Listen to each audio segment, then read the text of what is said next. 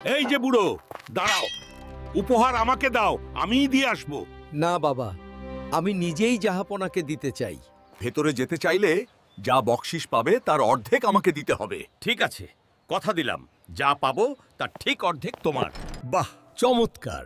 হজ্জা, আমি খুব খুশি। বলো, পুরস্কার হিসেবে তোমার কি চাই? জাহাপনা, আমি 50 ঘা বেত্রাঘাত চাই। কি বলে?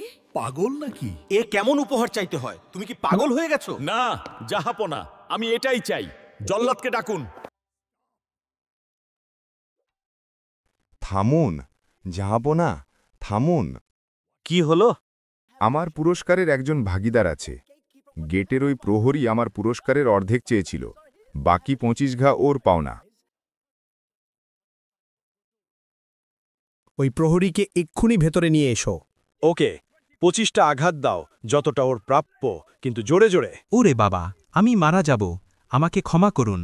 বন্ধু না, বুঝতে পারছো তো? লোভ এভাবেই বিপদ ডেকে আনতে পারে। মনে রেখো, লোভ মানুষকে ধ্বংস করে দেয়। তুমি কেন সাবস্ক্রাইব করনি? এখনই সাবস্ক্রাইব করো নতুন ভিডিও দেখতে চাইলে।